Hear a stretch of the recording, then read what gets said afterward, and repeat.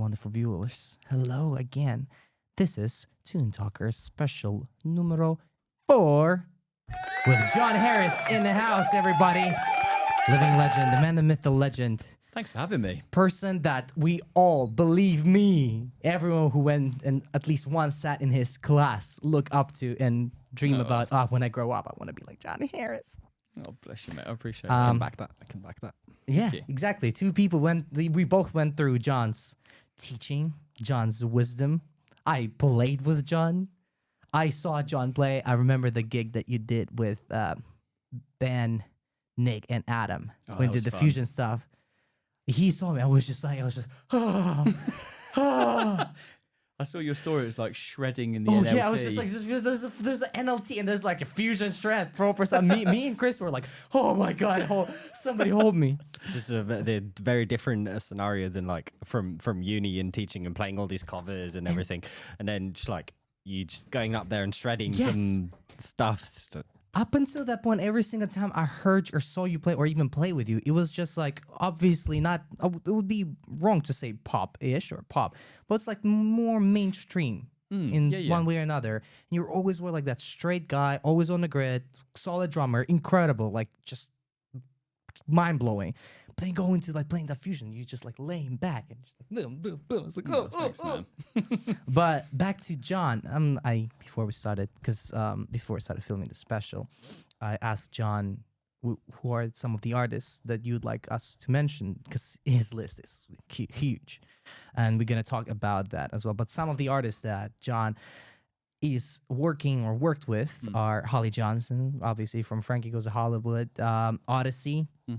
Incredible band. Eben Brown from the Stylistics, Jason Donovan, and somewhat recently, Sogun, you started playing. It's not more than a year, or maybe around that time, right? No, it's not. That's not my gig. So I'm depping for a mate of mine, Phil. Okay. I've done quite a few because Phil's a busy boy. Well, kind of like a month ago or two, you came back from little tour with her, right? Yeah, I did a couple of shows abroad. Which leads into my first question, because you are a tutor. You are program leader here, or which Module, yeah. Module leader. Module. You're a module leader, not only a teacher, you're just a module leader as well. You are constantly gigging and touring, and you are a hell of a good-looking guy. How do you even? I'm gonna come on. Can I come every week and just you can boost up my Jon? I cannot. Confidence is Every great. single day we're waiting for you like this. But yeah, it's just like it's. I'm saying this. I told you this before, and I'm not saying this because you're right here only, but or that you're my teacher. Is that also because I genuinely think that you're someone that I know, and myself included, a lot of people look up to in terms of professionalism, playing skills, chops, human traits, and all that. How? And please just don't say I'm just like that. Please don't say it, but like. Because I'll just feel really bad. I'll just go and cry. But how do you combine all this? Because lots of things, and I know you're constantly busy. You're always doing something. But how do you manage all this? That's a very good question. I think I had an amazing couple of tutors when I was studying. So I went to Drum Tech, which is now BIM, because they bought them out. And I had some really, really good tutors. I know. Everyone's like, did you go to ICMP? No, I didn't.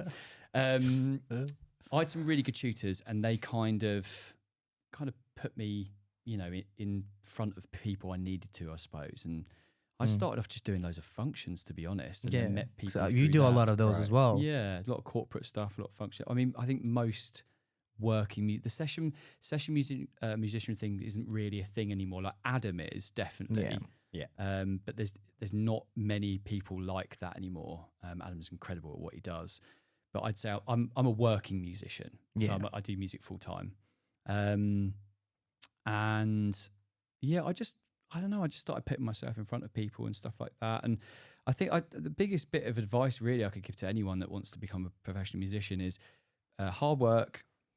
Be consistent, so with your delivery, whatever you do, and do as many different things as you can. Like you guys are doing your podcast, gigging. Honestly, if I wasn't teaching as well at the beginning of the year, I'd I'd be living on the streets. When there's no gigs, what do you do? And it's like, I'm really lucky that I teach here and I take my teaching really seriously. But I think it's not easy, but it is the best job in the world. I do love it, but I think it's just putting yourself in front of the right people, and consistency, I think, is the one as well. Consistency with your delivery, and also just not being a knob. Yeah, I think quite important one, pretty much. Yeah, and I think just not sort of, I don't know, not winding people up or doing silly things and being professional, but then also having a good laugh as well, not taking yourself too seriously, and just because they're the people that people want to go on tour with, people that you can hang out with afterwards and stuff. We did this when we did the Sogan shows the other weekend. We worked out. We did two shows, one in Paris, one in Cyprus, and the gigs are about an hour and a half long, and we were away for 4 days. Yeah. So we've done 3 hours of music in 4 days. So do the math, people. Do the math. Yeah, if you're hanging around with people you don't like, it's just not going to work, is it? And I mean, obviously, these days with social media, and which you are pretty active on as well. Yeah, although my followers do not I do a lot of recording and videos and stuff like that, but I'm by no means a professional at social media. But at the same time, because you said like when you finish the school BIM, what's now BIM, you were put in front of people, which I assume like back then was a bit different. Social media wasn't probably as big. There were different things. And I noticed that as important, let's be real, social media today is communication, like those skills, still very relevant. If you look back at what were you doing, if you don't mind telling actually what were you doing, how were you going about those, what would you maybe done differently, or looking now at us basically, what would you recommend? Because chops, practices, we can always talk about 4 hours, but I feel like a lot of people neglect things that, as you mentioned, hour and a half is the gig, 4 hours, 4 days you were away is the other stuff that oftentimes people don't talk about. So what would you say are key things that you think you nailed from the start, and maybe a few things that you would have changed and going now in the future and passing the wisdom? What would you recommend? God, these are good questions. Replying to messages straight away. I think that was, and I did that all the time. Right. I think that's a big one. Like, for example, a good friend of mine, Sandy Beals, when we were at college, he got an audition for a very unknown band at the time called One Direction. And nobody knew who they were. And he replied straight away to the message. Another mate of mine didn't reply and missed the audition. And then Sandy got the gig, and he went on tour for 6 years or whatever it was. Yeah. Married a Canadian girl, has a family, bought a house, it's like that one message, at least having a shot of the audition. And I think that's a big one. You can miss a gig within 30 seconds. I'm on quite a few group chats for different agencies and stuff. And like a message will go out saying, needed someone for a gig tonight. And literally 30 seconds, I've missed it once and I haven't got the gig. Right. Yeah. It can be that quick. Just the small gaps like that. Yeah. But like, how do you, just to follow that up, how do you feel like, because, well, obviously having to be kind of available all the time, at least for me, it feels kind of a bit stressing. Like you don't feel like you have any time to kind of switch off and just, you're anxious about leaving your phone because you just feel like you need to be there all the time. Like, do you have anything to recommend for that, or to cope with that, or strategies, or is it just like, that's just how it is? No. So then, on the other hand, so I'm just completely undo what I just said there. So the other hand, now I'm loving it already. It's hilarious. The other hand, my downtime is very important to me nowadays. So like spending time with my family or my wife or whatever, that's very important. So I'm at a point now where the gigs that I've got are my gigs. So it's like, if I don't reply in an hour, then it's going to be fine. Right. But then that's not to say, I wouldn't leave it for, if I got a message, I wouldn't leave it for sort of more than a day, just to be professional. Yeah. So there's certain hours I won't reply to messages, and also it's very different here at ICMP. If someone messages me on the weekend, they're not getting a reply until Monday. unless I feel like it's really urgent. You know, if it can't wait. But I do think it as well with musicians, we're always on, aren't we? So Yeah. I think sometimes it's good to take a break for, you know, your well-being as well. So it's tricky. It's tricky. Yeah. No, I guess obviously it is a dependent on what situation you're in as well. If you're like just starting out and you're young and everything, I guess it's a bit of a different situation than if you're already fairly established, have your have your gigs, have your family, different priorities, I guess. Yeah. Because you know, when I was at uni, I was switched on like 24/7, and if I wasn't practicing, I was down the pub networking with someone, or, you know, organically, not, you know, Not begging forcing people, it. but Yeah. at the same time, it was like, oh, I'd quite like to go and see that band tonight, or go to that jam night, or go for a beer with that person, because I would like to be in front of them, basically. I remember or the hang out. story. I don't remember whether it was you or Ben who told me that. Like, weren't you just like you gigging to like 2-3 a.m. then go hit the gym after the gig, then Sometimes. go to or do and then in the morning you go another crazy thing or something. Yeah. Which kind of crazy. First of all, crazy. But second was like the thing that Not anymore though. Jesus Christ, no way. you started hitting weights again. I know. I have. Yeah, it's good. Which is respect. That is always respect. But one thing I was just wondering, you've been a gigging professional musician in the industry for a really long time. At this point, you have lots of friends who do play different instruments, do different things within the industry. But I always, for our viewers, friends, drummers, because guitarists can have his instrument on his back. Vocalists, if they're asked, which we hate, but still we can sing something. As a drummer, you are very tied to a location, whether there's kit or not. How do you, what would you suggest, or what your maybe some observations that you made throughout years are the things that drummers can do, carrying their kind of a back pocket, that in addition to maybe social media, that may help them with developing of their career when it comes to networking and just in general getting gigs, you know, people, because obviously auditions is not necessarily a big thing, but sometimes they do happen. How do you maybe even, you know, kind of let somebody know, or let's make someone believe that you're even worth auditioning? Wow. What do I say to that? Honestly, getting in front of, and this is easier said than done, but the big gigs that I've ever got have been from some sort of fixer or an MD. And there's quite a few around London. There's the very well known ones. You mind sharing the names? Just maybe. So Kojo is one. He's a big one. Bob Knight is another one. Bob Knight does a lot of stuff. Vincent Benjamin as well, who most of my stuff comes from. He's a really good friend of mine. I met Vinny on a really random function, and then I got a call for a pretty good gig after that, which was really amazing. And yeah, just to clarify, this is like people who get musicians in for gigs, for artists, and So you get like fixers are kind of someone that will essentially kind of fix the whole band. Right. MDs do that as well, but sometimes fixers won't have anything to do with the MD process. It's literally just getting musicians onto a gig. Matty Brown is obviously a big one at the moment. He's doing a lot of stuff. There's loads. They're the ones I'm kind of very familiar with. So, just what would you, obviously, because you said networking without enforcing it.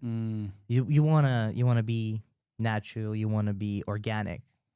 But that's something that I've been in a way asking myself, like, how do I go about it when, on one hand, you want to be yourself. You want to be a good guy. You don't want to push too much. But on the other hand, you still want to showcase maybe your knowledge, your experience. How do you make those hands work together, basically? How do you clap that thing? What I used to do is I would go to lots of jam nights, and, you know, like even just going to Ronnie's and sort of Troy Bar and all that sort of stuff. And even if I didn't play, I would go regularly. And then people start to recognize your face and like, oh, I saw you last week and stuff. And then they'll know you through someone else. And, you know, you're playing, you have to be able to play. Like, your playing should do the talking. But once people find out that you can play, because I used to go and meet someone, and then I'd be like, "Oh, dude, you fancy adding me on social media?" And then I'd go through their social media page and check out what they've actually done, and I'd be like, "Oh, no way!" And then you can see that they're friends with people that you know. And then what I started to do is I'd need players for certain gigs, so like for corporate stuff or whatever, and I'd just go through and get certain people that I thought were really cool that I maybe want to meet on some of my gigs, and then you start to make friends. I mean, I met Ben and Nick on a really like moody function once, and then obviously we've been best friends ever since. So it's I think it's infamous trio. Yeah. And like the thing not to do is to, to just bombard people with messages. I've had like messages from my ICMP email, WhatsApp. So like the same message, what Instagram, Facebook, like copy and paste. I'm like, don't do that. That's a lot. It is. Yeah. So yeah. Yeah. Kind of, if you don't mind going a little bit back, because I do know this because you said it many times in the classroom. I want to touch a little bit on your years in university, because as far as I'm concerned, if you don't mind telling that story again, you were not top of your class when you I was when you started. They didn't. I don't think they didn't they had like rankings or something, right? There was groups. Divisions in classes or something. I was definitely in group 8. Definitely. Which is the bottomest of the bottoms. Yeah. Because I failed my audition twice. Once, or maybe I got in the second time, but I definitely failed at least one. So do you mind telling basically what was before the university, like how you got into it, like briefly, and then like how long was the degree? 3 years as well, or is it with 4? I did a diploma course for a year. Then I did 2 years, and then I deferred for a year just to go on tour, and then I finished off my third. Okay. So, yeah. Which means you already been touring. You know what I mean? Like, I was very lucky though. It is a journey. Yeah. Going from, being bottom of your course to playing O2. Do you know what? That was the best thing that ever happened to me, being in the bottom class. Yeah. Because I saw it as a challenge. I was like, cool. If that's what what you think I am, which I am, I'm just going to get really good. So how long have you been playing before getting into the university? A lot. I started a lot later than most people. I think I started 12, 13, 14 maybe years old. And university is like what, 18, right? Yeah, and did I take it? I think I went straight off. I don't think I took a year out. I think I went straight there, did the diploma course. But yeah, my first audition was horrific. Remember what you played? Well, first of all, I couldn't use the double pedal, and that's all I ever used. So they just took it away. I was like, "What do this on the foot?" Right, yeah, because you were initially the metal guys, right? And then they put a piece of sight reading in front of me, and it might as well have been Japanese. I didn't even know. So that they said, you show potential, but you need to go away and work on this, and this, and then you can come back. Yeah. I think I came back and passed it, only just. How long in between was that? Because was that still for the same year then? Maybe I did. Maybe I took a year out. I think I went away and worked on it a year with my drum tutor. But my drum tutor was amazing. I just wasn't up to that standard. Right. But I remember my first week. There was a point where I've made a massive mistake. Like, I can't do this. They were just talking about things. And I didn't know what they meant, like, let alone the playing. Right. And they were all saying, Vinny's my hero, and Vinny? Who the hell's Vinny? Dave Weckl. I know Joey Jordison. That's who I know. Other than that, nothing. But I'm so glad. And let's take years before tour. Because I don't know, being in the bottom, it's the class. Some might see it's really good challenge, and I agree with what you're saying, like, especially with, like, if that's what you think I am, which you're saying you were, I'm gonna show you. How I was just out of curiosity, because I was really happy to start doing music really early on in my life. How old were you when you started? I started performing when I was 3. Wow, are you one of those? Yeah, one of those I'm like, I was amazing kids. I'm not complaining, but I was in a way pushed into this at first. I always showed my interest, but like stage on stage I was on stage at 3 already. At 6 I was already music theory, all that stuff, playing piano. So like I'm very fortunate, and I was very happy because I had that opportunity in my family who was nobody musician and ever had anything to do with music. They just for some reason saw something in me and just like, cool with it, go for it. But within those, was it 2 or 3 years when you worked your way to already a first tour, what were you trying to do that you think, or what you did, better say, that you think differentiated you from others and actually made you progress to the point where you, again, as I said, from the bottom of the class to playing O2? Do you know, I think my mum and dad, they're just amazing, and they're super hardworking, and they've Shout out always, to all the moms and dads. absolutely, yeah. They had their own business together, and they were just they taught me quite a good work ethic, and I also assume nothing to do with music. What they do, okay. nothing. They're interior designers. Okay. They're very good at what they do, but yeah, definitely. My mum's quite musical, but my dad is not. Shout out to There's always one family member who is just like, But I mean, if I said like I wanted it more, I don't think that's fair, because there's a lot of people that really wanted it there. I don't know. For me, I honestly feel like there was nothing else. It was music or nothing. Mm-hmm. It really was. I don't want to get sort of, like too, I don't know, sort of preachy about it, but it really was. I couldn't see anything else other than music. I was like, I want this more than anything in the whole wide world. And I just went after it like every day. And I still had a really good time as well. I had a great time being in London, but I practiced and practiced and practiced and talked to people, asked questions, was constantly trying to get myself in front of some of the tutors, but like, in a very professional way. Professional, nice way, yeah. But I lived and breathed it like every second of the day. I just wanted to play drums. Which really I did. think like asking questions is one of the Yeah. really, really, really important things.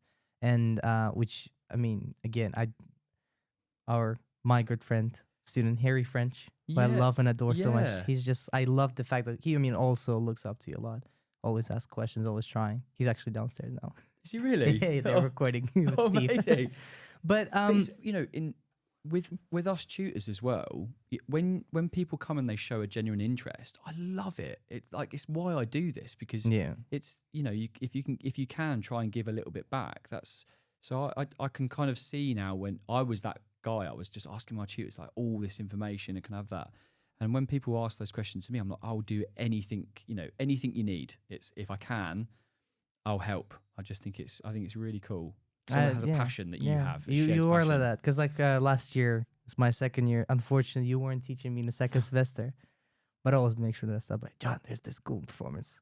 Watch this tiny desk. Watch that. Link me. Yeah, I mean, it's just which obviously now kind of like we can puzzle the picture. You're working hard, you're practicing, you're asking all those questions. But then you're going on tour. Yeah, so there was one. What tour was that? Do you mind telling? How old were you when you? Must have been early 20s. Mhm. It was really so. The moment it kind of changed for me was The pivotal, the moment. the pivotal moment. That's the one. Was I started? So there was a girl in my year called Ledra Chapman, and she actually taught ICMP for a little bit, and she was actually quite a successful artist already. And I just got in her band. She just needed a drummer. I was like, I'll do it. And I just used to say yes to anything because I was practicing and I just wanted to play. I was like, that'd be a good experience. Yeah. And she got a support tour with Roachford, who Roachford's a very, very big.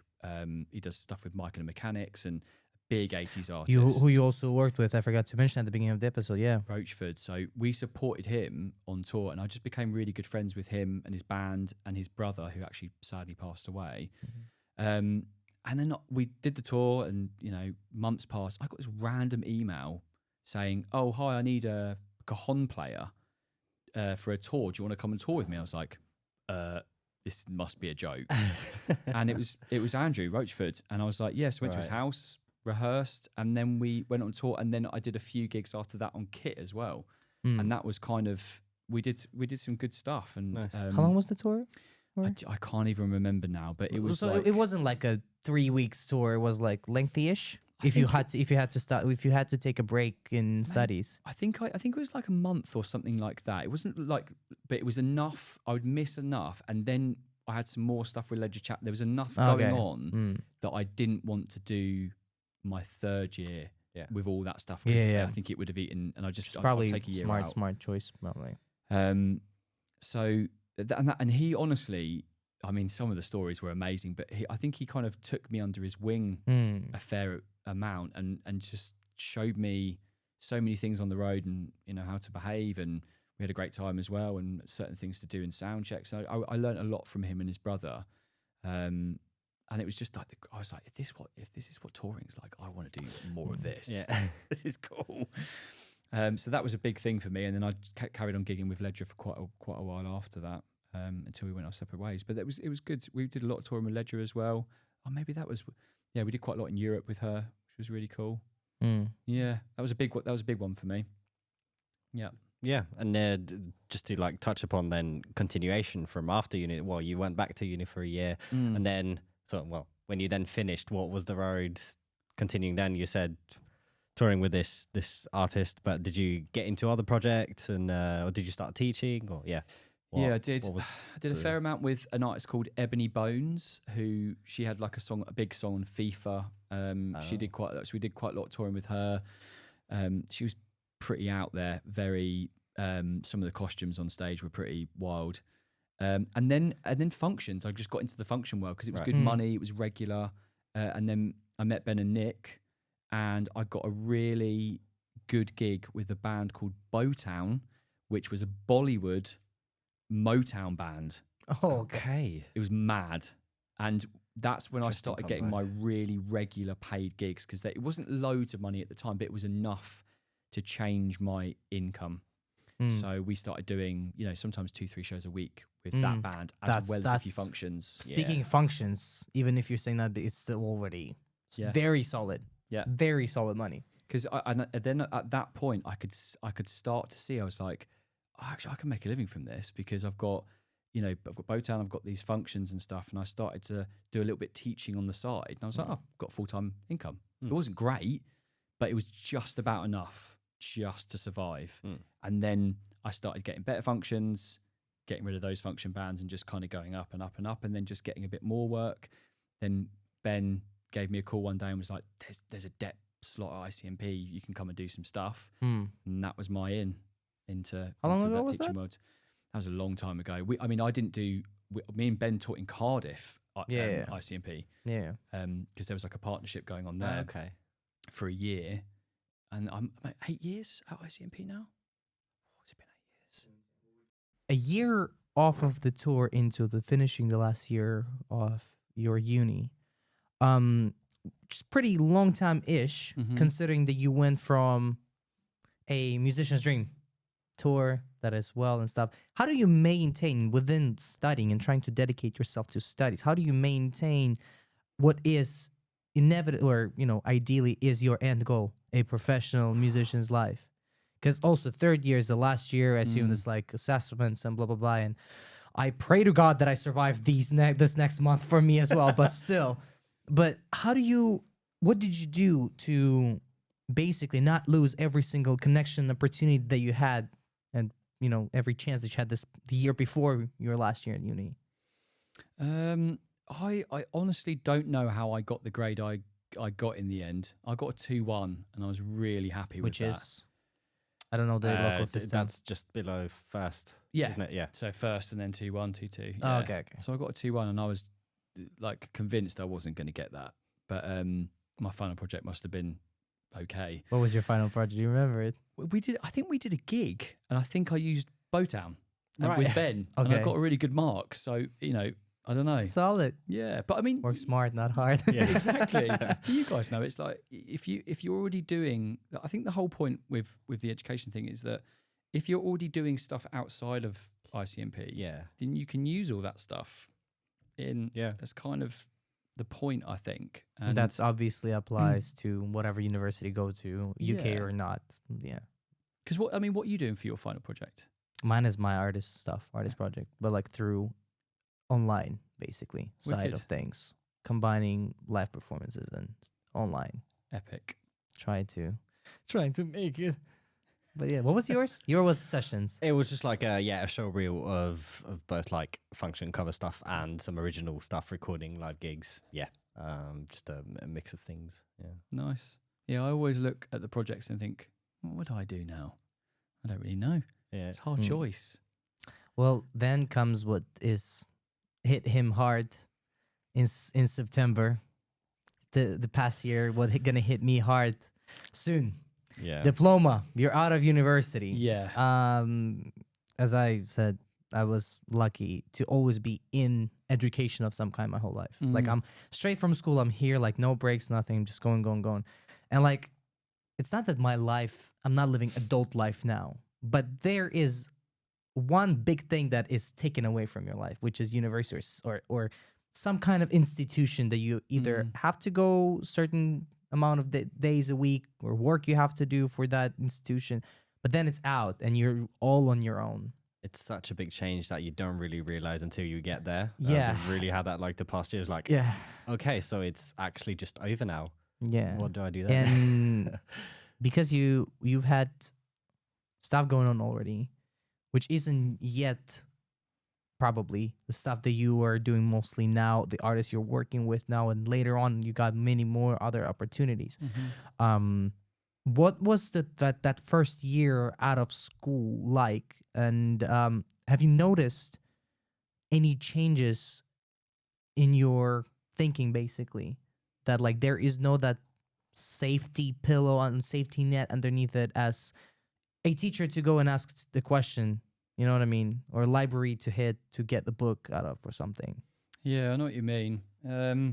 It will be a shock, I think, once you there's no getting around it. I did notice a change, but I don't know. I was just kind of, because you're still going to be able, you're still going to come. It's not like the ICMP doors are closed forever, and you'll still speak to loads of people that are still here. Yeah, of course. And obviously we're still here as well, so it's going to be fine. It's going to be fine. But I think just look at it as the next chapter. Yeah. I think just the next chapter is now you being a professional musician, And I remember when I first left. I remember when I first started gigging with Nick, and I was just about, because I met Nick through a function. Yeah. I met Ben first, and I was just about making a living, Yeah. and Nick was still working in a pub. And I remember we started doing more gigs together and stuff, and Nick was getting busier with the band. And I just said to him, I was like, man, you need to make a decision whether you're going to keep working at the pub or put everything into music. And he's like, oh, no, I'm scared though, because I need the money from the pub. And that's reality, right? It's a scary reality. And I remember it got to a point, I was like, you've either just got to like take the plunge or keep working at the pub. And he's like, right, I'm going to do it. And I remember he did it and started getting a few more gigs. And before you knew it, he'd forgotten he'd even ever worked at the pub, So it's tricky. Not gonna lie, knowing Nick, I'd want to see that. But that's my thing. I just want to see him behind the bar. He was pretty good. I'm pretty sure he was. I know the stories. Pretty good at drinking him as well. Yeah, somewhere in France doing gigs or something. But and then you're out. You're completely on your own. You're doing your thing. You are yet to meet people that you're working with right now. Who would you say your biggest and the biggest defined by you? Doesn't have to be the size of the artist or whatever.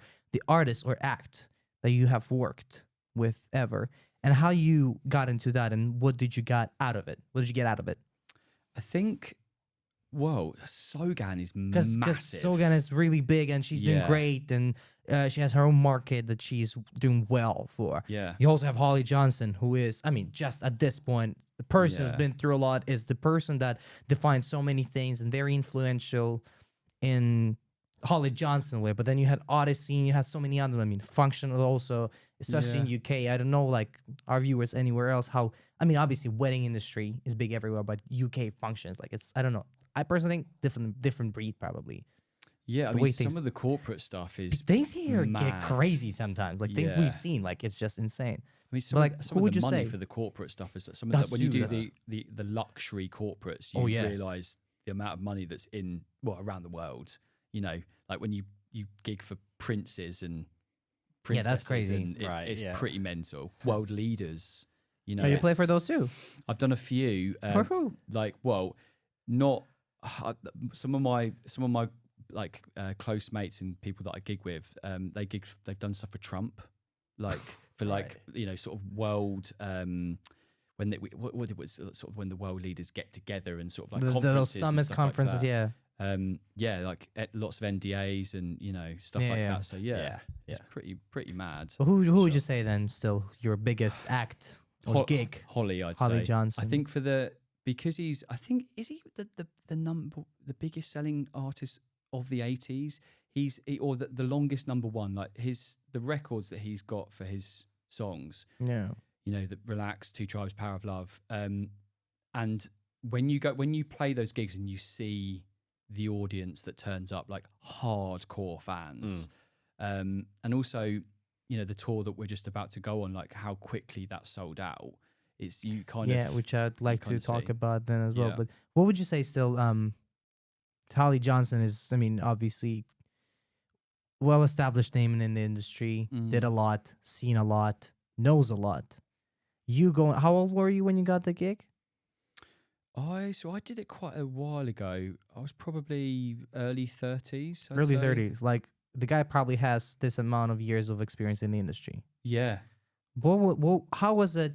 What was the interaction with Holly Johnson? How was rehearsals, sound checks, everything? How did it make you grow? What exactly it made you or showed you? Well, I remember the first time I went to rehearsals was in Putney, and I can't remember the name of the rehearsal room, but it was just this big warehouse, you know, like a dry hire warehouse, and they get everything in, like a production rehearsal.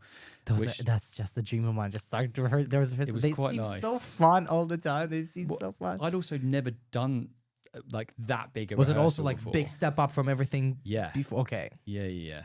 And also everyone in the band had done that stuff a lot. So I was kind of going in there and as a new guy, you know, had someone setting up my kit and stuff like that. I was like, okay, this is lovely. And that I was I think I instantly had to step up a notch. And then some of the gigs, you know, we did, and I think that all the gigs we did to start with, we flew somewhere. So they'd hire in backline and all that sort of stuff. But Holly was lovely. He was just a sweetheart, Holly. I love Holly. He's just so lovely, and you never know that he is who he is when you're just speaking to him. He's just a cheeky chappy. He's lovely, and he really cares about his musicians, which is really nice. Yeah, he really looks after us actually on the tour, and he just leaves everything up to the MD. So he knows his songs, but he's not sort of precious. He trusts Vinny enough just to let Vinny do everything. And so Vinny kind of gave me a few pointers and stuff like that and was like, yep, happy with everything. And then they were the rehearsals. And then we were straight on to the gigs. Oh, wow.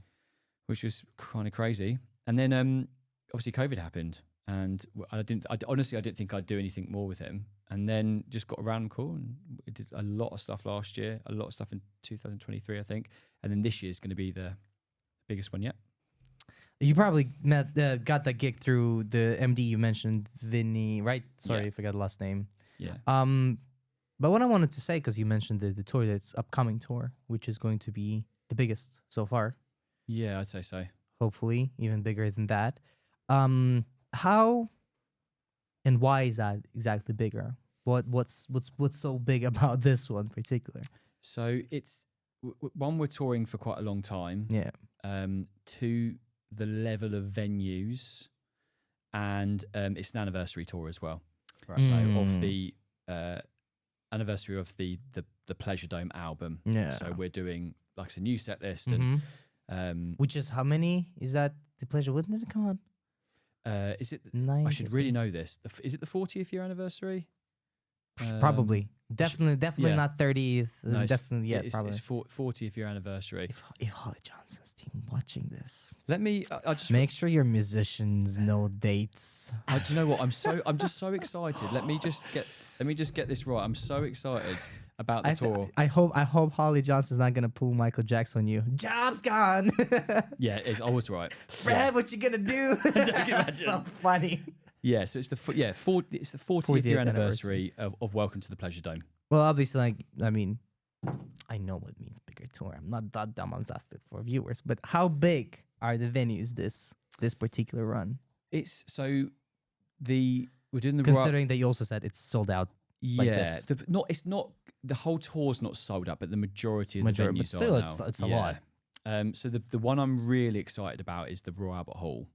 Oh, And that is sold out, and it's sold out within an hour. I think it was. Right, It was wow. because my Wow. parents only because it's really tricky with guest lists in London. Just because you know what it's like. Yeah. And my Fence parents A. were like, "Look, we have to come." So we're buying tickets, and my wife as well, and my brother. And they only just managed to get tickets, and they had like crazy. 3 That's laptops crazy. open. So that's a big yeah. one. Oh, wow. Yeah. God bless Ticketmaster. Yeah. But yeah. I want to Do you get. need anyone to carry your towels backstage? I would love that. I'll carry for free anything, John. But what I wanted to ask particularly is the prep for tour, because you said it's gonna be 3 months, right? When we talked before, it's gonna be Yeah, it's kind of broken. We're doing. obviously broken down with the breaks how tours Yeah. work, but overall Where is it? length of it. It's the lengthy tour. Let's put it it's, this way. it's the majority. Well, it's pretty much. We start rehearsals at the beginning of May.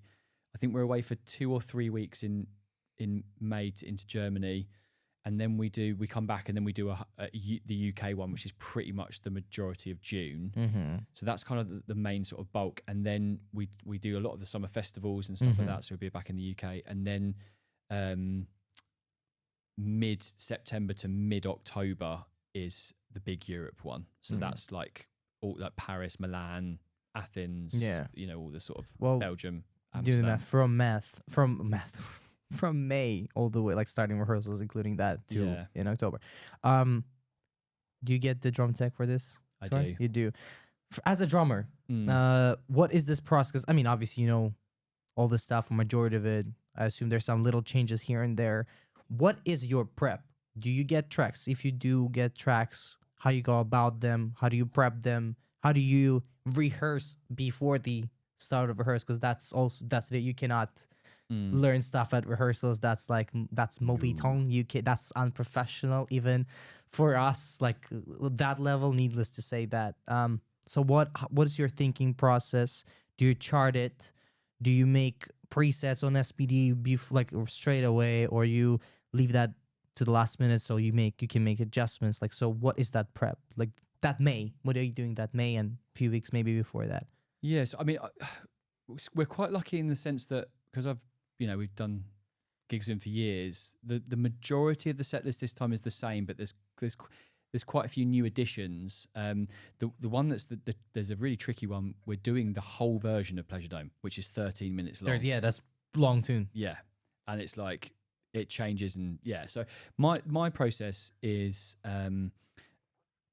so Vinny is an Austrian man, and he's very organized, and I love him for it, because you just get a link for a Google Drive or a Dropbox, and everything is in there. You've got the backing tracks with the cues and the click tracks. You've got the original versions. You've got the set list. You've got everything you need to know. Logic files. It's all in that one thing. Yeah. So I just get it and I chart the full thing out. So by hand. I do it by hand because it helps me to learn it. And then I have it on my iPad, and I just literally just have that. I have an iPad on the gig just as a backup. Yeah, I know that you have it just because, but you still know the stuff. Just a script, but I know it off by heart. It's just in case I have a brain fart. And there's lots of SPDSX and patch changes that I on my iPad highlighted that just in. So I do you just have the set list on the iPad? No charge, no nothing. Just sometimes I have charts, but it's mainly just the set list and then like changes and little prompts and stuff I need to know. But like Relax and Two Tribes and Power Flow, like there's no way I'm reading those. It's just it's there. Yeah. But I just listen to it and read through my charts on repeat for 2 months up until we start rehearsals. And the reason I have the charts as well is then when we get into rehearsals, when Vinny wants to make changes, I make them on my charts, so I won't forget the changes. Yeah. And it's a big no-no. And what is the first thing you pay attention to when you make a chart, and maybe even how those charts look? Like, is it more like a bar lines, like verse 4 bars, or like how, like what is that? Or you actually make like a real type of chart verse or A section. Yeah, they're Fourth kind of more like brief. Sort Okay. of, the major details there, but it's not like. Well, actually, that's not saying. So it depends how complicated the song is, but if it's quite, So you might complicated, I even go chart into out the actual part, proper. like. Mm. Yeah, some of them are. I've gone into like. That's real why it's fine important detail. to know how to read music, guys. It is. It's still, no matter what you are doing, it's still important to read music. I think it is. Yeah. Yes, It is. exactly. Why are It you is. staring?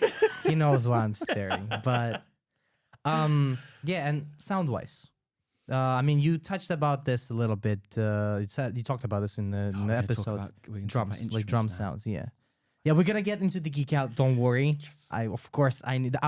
We're gonna like go into actual depth right at the end. But I know what your typical setup drum wise looks like. But what I'm mostly interested in is SPD in this particular instance, Mhm. because I would assume with Holly stuff, so the triggers going on. There's some electronic sounds so basically that side. Is it something that is provided to you, or you just listen to the track that was sent and you try to match yourself as close as possible to that? And how do you set up your SPD basically? Yeah. So, Because I think you have what? I know you have one trigger on snare, right? whoa, for the Holly stuff, it's actually we run tracks, so the whole Yeah. show's the track. And there's quite a lot of percussion bits and stuff like that on the track already. Mm. And actually, I do a few little bits on the SPDSX, but the majority of it is actually for Justin, who's the keys player. And he actually has got some of my pads on his riser, and he triggers a lot of stuff off my SPDSX.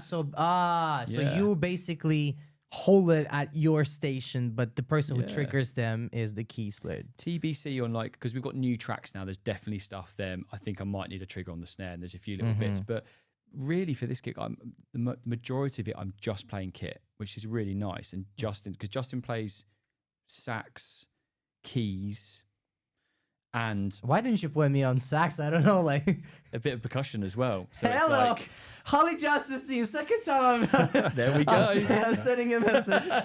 Sax, keys, guitar, bass, whatever. I can do BBs too. There we go. But- and Justin does BVs as well. Wow. That's my man. He's an That's older my version man. of you. I always wonder how I'm gonna look when I'm gonna be old. But yeah, well, that's very interesting. And Oh, and sounds, yeah. So either I've got a load of stuff that I can use, but yeah, if I think Vinny's got a lot of stuff, he's got the original sounds from some of the records, so he would Great. just give me the obviously. samples, Well, that's Yeah. amazing. That's very interesting. I always love that. I just when I'm that kind of person that, yeah, can't fall asleep. Let's watch let's see what Post Malone's front of the house engineer has going on. Okay, and I'll just sit there for 20 minutes as with a notepad and okay, let's see what the plugins. Okay, I see the outboard. I'm that kind of guy. I love those videos. Yeah, we're gonna go into the gear a bit later. Cool. So yeah. Yeah. For me, more just like, I guess, the personal side of the tour you said earlier. Well, that the most of touring playing is just like you have the show in the evening. Yeah. But most is like traveling, hanging out with other people, I guess, having your own time. How do you, what's your coping mechanisms? What do you do to kind of stay sane on tour? Well, the Holly one's really lovely because we get treated really well. Like there's no, I'm not, I'm just being honest. They're lovely hotels.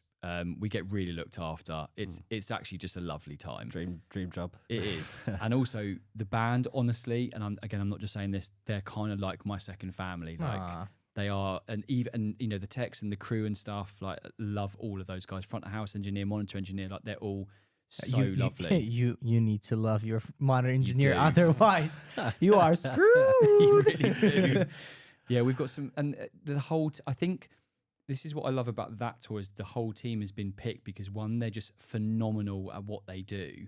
Like everyone's just so so good, but then they're just lovely people. When we go for dinner in the evenings and stuff, we usually all go together, and it's just a really nice hang. I try and go to the gym if I can. I try to have some sober nights as well. Yeah. Although it doesn't always happen, but yeah, I try and do that. And also, I'm very lucky that my wife Claire's just awesome. So I just give her a little FaceTime in my Shout hotel out room. to John's wife. I My never beautiful had a wife. privilege meeting, You will. your You wife. definitely will at some point. but from what I know, wonderful human being. She's the greatest, honestly. And I think because we've all got. Are you still considered partners. newlyweds? I think you are, right? Yeah. It's less than a year. Yeah, less than a year. You're still newlyweds. Yeah. Oh wow. Yeah. They had an incredibly beautiful wedding, and my man Nick He officiated. married us. Yes, my man, my boy Nick. He did a stellar job as well. He really did. Brought a Love tear to Nick. my eye. But yeah, you're a lovely wife. Yeah, I think because we've all got really lovely partners as well. We just, sort of take ourselves off, and I'm just going to go and FaceTime Claire for, that's great. it's nice. That keeps me sane because I do. There is certain points if you've been away for long enough when you're like, Yeah. I kind of really want to go Obviously. home and sit with my cat now, and Yeah. But yeah, it's a lovely tour to be on. It really is. Lots of like nice walks and explore. We get to explore Yeah. because okay. Holly doesn't do back-to-back shows, so we always have. Well, not all the time, but the majority of the time we have a day off, which is great because we just get to go and explore the world. Yeah. On the awesome. show day, just out of curiosity, if you don't mind sharing, what is the schedule looks like? Really, we're not needed until sound check. Which is typically You- 4 p.m., 5 p.m. 4-ish, Yeah. something like that. 4. So And we just just go rock a up for bunch sound of check. Yeah, I mean, usually that stuff's been done. So it's, if it's a drum tech, especially, it's yeah. just tweaking our ears and stuff like that. So Right. just little things, just tweaking a few bits and making sure we're happy.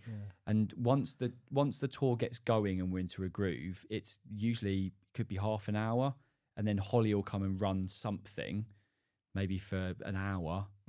Sorry, it's in total, and then it's showtime. So really, So you're on fresh, ready Yeah. to go. and then we probably get to the venue an hour and a half before we're going to go on, and we've got our little sort of pre-show routine. So we do our things. And What does that consist of for you?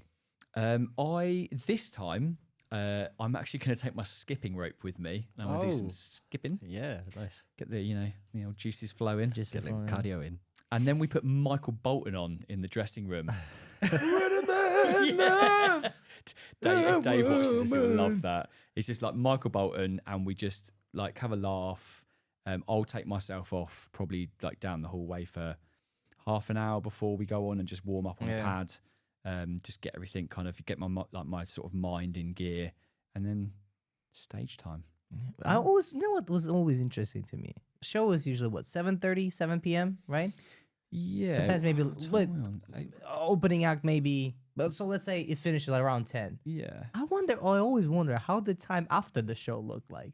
Like what's happening after? Obviously everyone's dead. Nobody wants to pack. Nobody wants to do anything. So how do you go about that? Well, so after the show, we just go back to the dressing room and hang out and stuff like that, and just chill. And then we might go and it depends where we are, but we usually go out and have a couple of beers or just go and do something. And obviously, we're very lucky on this tour because we've an amazing crew. I just walk off stage, and then that's Shout out to all Me the done. crew, to all the Oh, roadies, yeah. techs. and they're so forth. amazing. They honestly, They're great and team. it's lovely because without I'm not being a diva, but if you're doing a 2-month tour or whatever, and especially my kit is big on this tour, I'd be knackered if I had to load in. It does. Our job is there to do the show, so it does make a massive difference if the budget is there. I'm sure, yeah. I do love having a tech. It's very nice. It's great, especially once the kit is getting bigger. Speaking of a kit, let's talk kit, gear, Mm-hmm. brands. Mhm. You are an artist of DS drums, Mm-hmm. as well as Istanbul cymbals, Mm-hmm. sticks, Vater. Vader. Right. So first, what was your journey to those brands? First as just like a drummer, then becoming their artist, and then why? In a way, I mean, I did ask you that question. I just want to do it on camera. No, it's cool. So I used to be with Tama Drums, and I loved being with them. They were lovely guys, stuff like that. But because they're such a big brand, I just never really felt as if I don't know. I didn't really get a look in unless you're you know, some of the biggest drummers in the world. I just didn't feel like it was. Yeah. I don't know. We didn't think it was sort of worth it in the end. And again, they were lovely. But then one of my friends introduced me to DS, and they were amazing. Which is Italian, as far as I'm concerned, right? Yeah. Italian drum company. They're like Italian custom shop drums, and I And went over to the factory and they tried them out. John's Yeah. kit always sounds good and looks hella good too. You gotta say, every single snare that you got, the kit that just top notch. Every single snare, like They're there's a- plenty. They're there's a plenty. few. I've They're got a collection plenty. now. Yeah, exactly. But yeah, I got introduced to them, and they flew me over and went to the factory, and we tried stuff out. And honestly, they're just amazing. They just sound how a drum kit should sound. How long to you been me. with them? A few years now. Mm. Trying to think, 3 or 4 maybe, something like that. Yeah. And you said that was just through like a friend Mm. introducing you to like he was already He was already kind of working with them. okay, right? Alex, yeah. find people with Ibanez. Find people Yeah. who get friends, become friends, so they get you into Ibanez. It does, you know, the thing is, it's, you know, you want to work with companies that one you really enjoy, and you want to have that's why I wanted to have a good relationship with like a company, and then they just kind of, they need to obviously sell stuff as well. Yeah, So and they promote wanna themselves. promote Obviously, themselves. So the stuff I was doing was obviously of interest to them. How does the interaction with the brand go? Like, you have a certain person that is like assigned to you, or is it just like you're just in touch, like a WhatsApp base even, you know what I mean? Yeah, I just WhatsApp for the majority of mine, or just email. But like the majority of the companies that I'm with now are UK based, like as in the distributors are, apart from DS. So like Istanbul, their distribution company, BR Distribution, all the guys there are amazing. Mm. They're in Newcastle. Veta, they're in the UK now. They're with Korg Mhm. through that distribution company. So it's now just an email, and then just gets shipped to your front door. It is lovely. And those two, Istanbul and Veta, did they approach you there, or was that the same kind of thing you were introduced through someone? Istanbul, I was introduced, and Veta as well. Yeah, Okay, yeah. And then with the level of stuff I was doing, again, it was kind of, you know, Right. and then I got a head cases through Oh yeah, head case as well. Yeah, yeah. BR Distribution, so through the same distribution company, Right. which often works. You might see people go, "Oh, I'm endorsed by Zildjian and something else now." If it's with the same distribution company, they kind of go hand in hand. see. Ah, I that's see. I never Yeah. even thought about that. So like Tama, and I think it's still the same. It might have changed. Tama and Zildjian were Headstock, which is in it's up north somewhere. I can't remember where it was. Yeah, but they're the same sort of distribution company. So a lot of artists were with Tama and Zildjian, like Okay. Dexter Hercules, who's Mhm, now yeah. with Pearl actually, but he was with Tama and Zildjian. And Zildjian. Yeah. And I'm a big Istanbul fan. Mm. Me too. You are blind, and I know that you are. So let's not forget that, John. But I really love those. Really love those symbols, and even if I had chance to, you know, use them or some kind of, I always do. But what sonically made you go with them?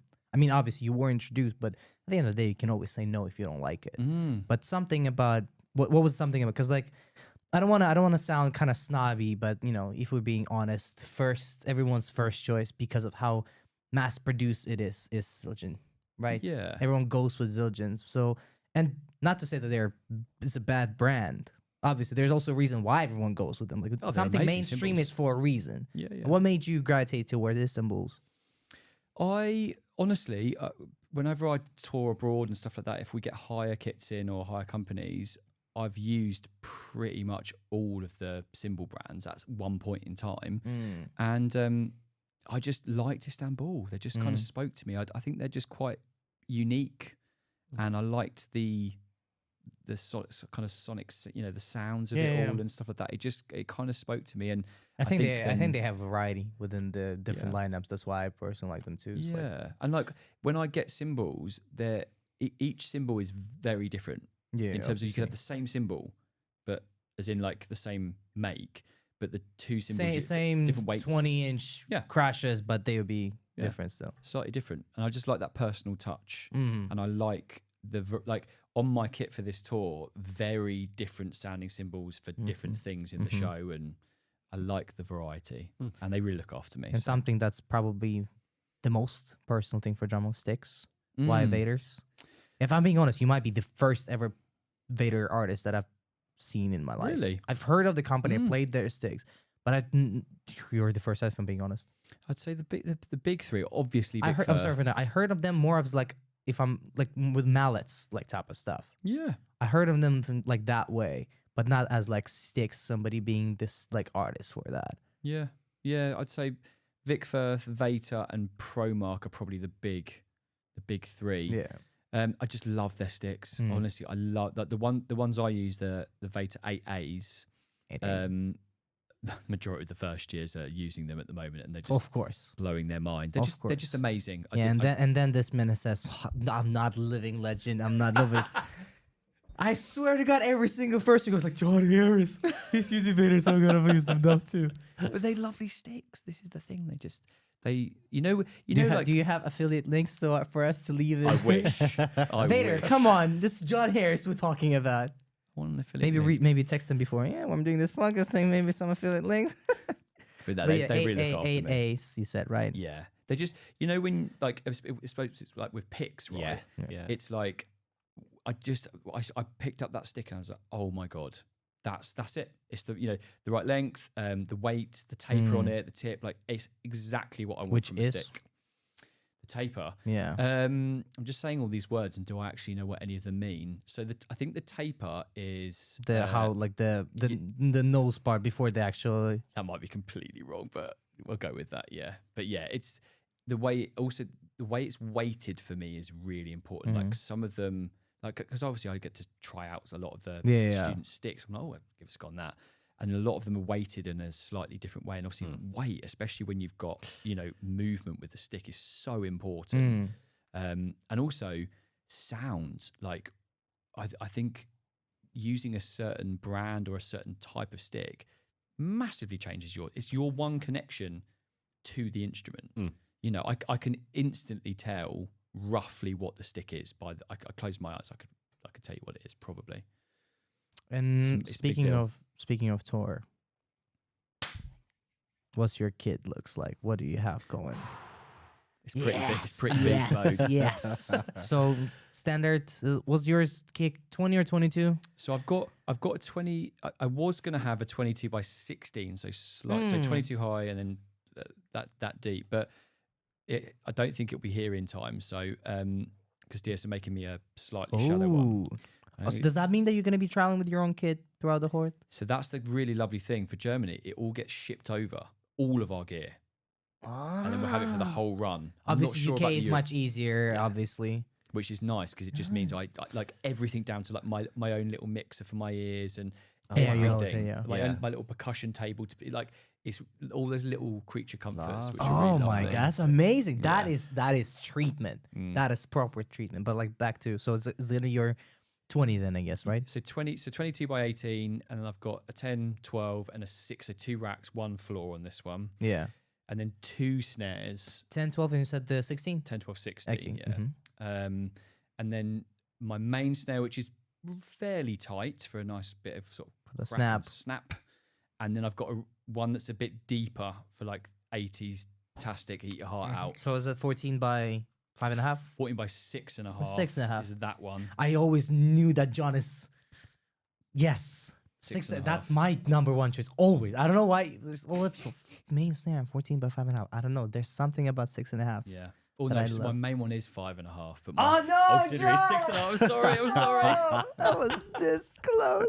But yeah, 14 by 5.5, six- and the deep one is 14 by 6.5. Yeah. Okay. Do you have a fat head on it or no? I do, Fat snare head. but I've just started using the Evans Hydraulic. hydraulic.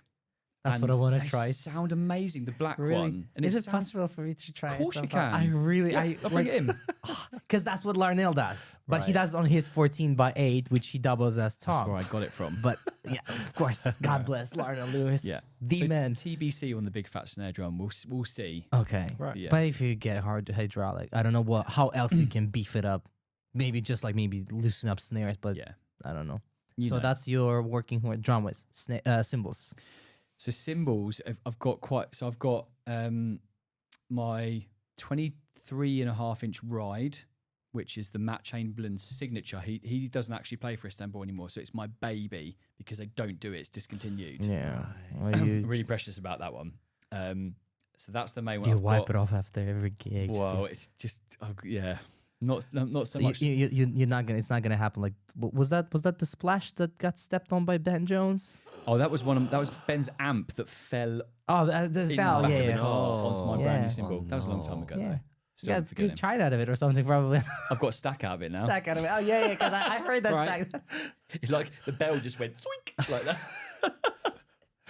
Oh no. But yeah, Oh, so you no. have that 22.5 ride. Yeah, 15 hats, Mm-hmm. which are just my babies. The Cindy Blackman signatures, Mhm. they're amazing.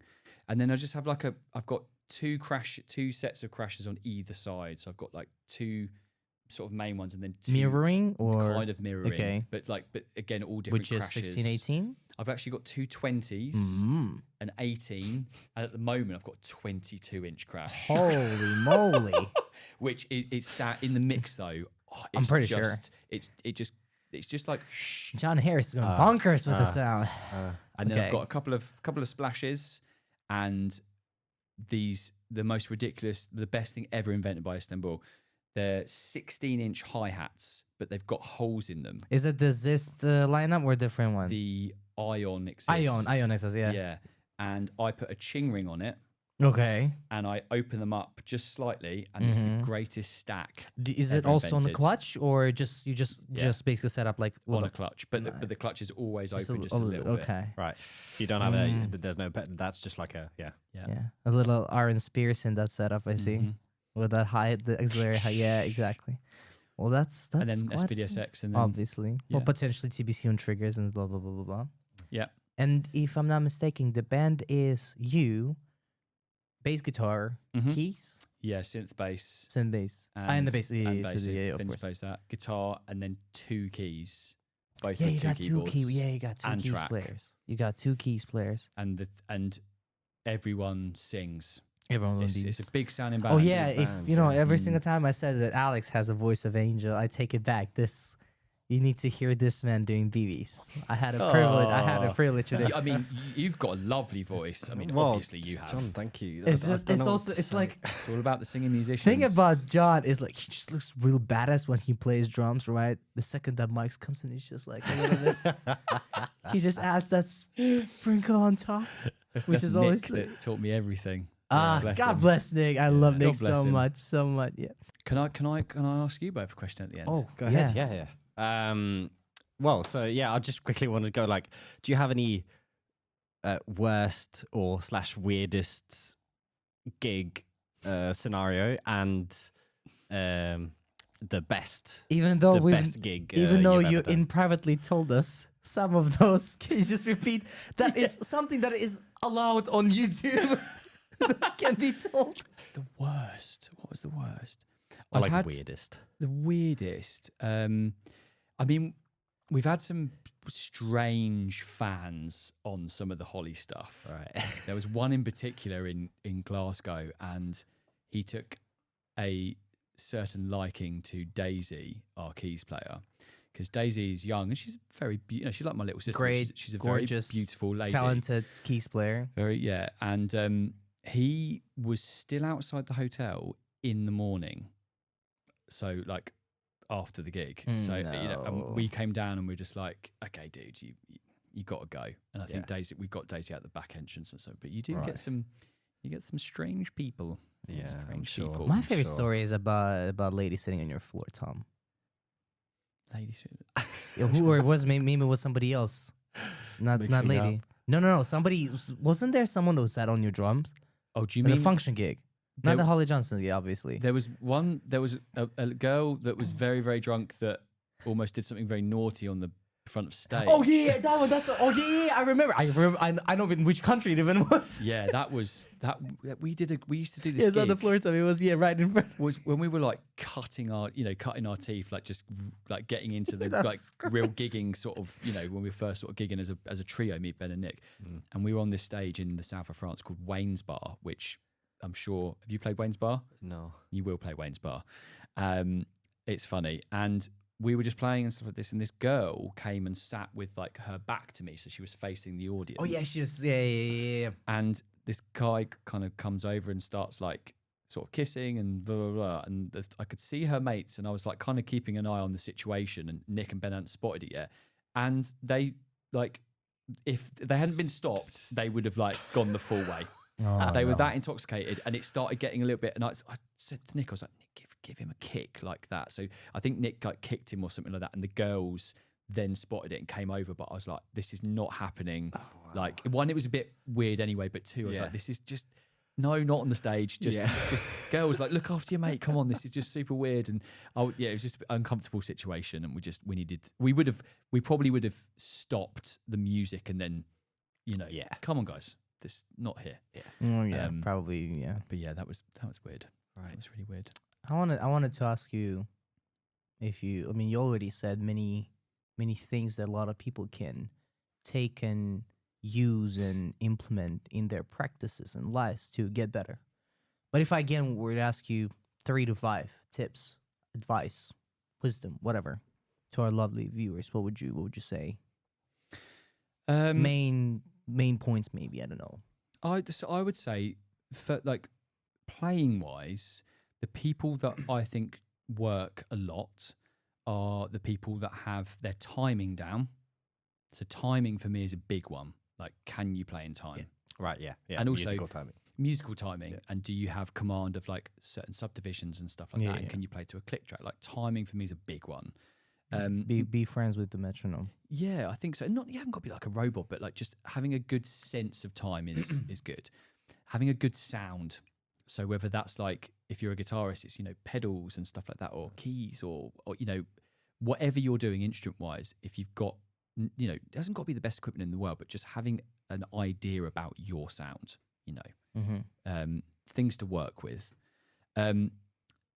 Being a nice person. It's really just, I think everyone says it. I think Adam said it, but it's just being someone that you can work with. Being professional, but then also being able to have a laugh as well is another one. And I think just never underestimate the power of, you will always meet people again at some point in the future. And that's not just be nice just because you should be nice, but you never know who you're going to meet again. Oh, yeah. It comes back all the time. Like, I see a guy that I haven't, or a person or whatever that I haven't seen for years. And I'm like, oh, I remember you from that gig, and oh, amazing. And it was a good experience. Yeah, if that was a bad encounter, that's a different situation. Yeah. And I just think, just no matter who you meet and at what level you ever get to, it's like I will always just be like I was when I just left university, just nice and humble and polite and please and thank yous. After, the one thing I love about the Holly Band, after sound check, no matter where we are, everyone goes up and is like, thank you so much. And we, if we've got a house engineer on, it's usually we bring our own people, but like, whatever gig, no matter what the level is, everyone's super polite and super respectful, and that's I think amazing. It's important. You wanted to ask? I want to ask you both a question. Wow. If you could have anyone on this podcast, like a dream person, alive or dead, who would it be? I don't know if I even know where this question comes from. I listen to Beats and Friends. I get the best friends. I watch that too, John. I think it really, that's a good. It tells you something like about someone who they pick with this question. I think it's very revealing. Alex, what about you? I hope Let's I'm say not living. stealing, but he's really bad with names. He's horrible with names. I probably no. I know who I'm going for. I probably would say Matthias Asato. Living guitarist. Okay. Big in like he's a bit getting even bigger now. Off from it now, but he was like a big session guy. I played for Gigantic People, Tori Kelly, Bruno Mars, Silk Sonic, Jesse J, 1975. All the top people. Just having him on would be crazy. Also, he's a Brazilian, and my partner is Brazilian as well, so it would be like a fun thing. Wicked, nice, good choice. I like and that. Dead. Oh, and Dead. Yeah, that's where I'm worse, probably. Where I need to think a bit. So do you want to go for you as a proud for me, easy. I mean, if I go typical Shukhrat, it's any one of Stevie Wonder, Michael Jackson, Prince. Nice. But if I try to be more creative, I'd say either Quincy Jones Oh yeah, good choice. or Louis Armstrong. Oh, good choices. Quincy's a Quincy's great. good name. Yeah, Quincy would be really good. Quincy, because the guy's seen a lot, like probably too much. Seen different artists work with different artists. Can you imagine? Like that'd be crazy. It's just like I was actually asked. I was thinking about this today. So I was with my girlfriend, and I was just like, can you imagine, like, think of the 5 years ago what your eyes seen and what they see now? Think about like what Quincy's eyes seen, considering that the guy started as just a trumpet player, playing for like Ray Charles and cats like that, right?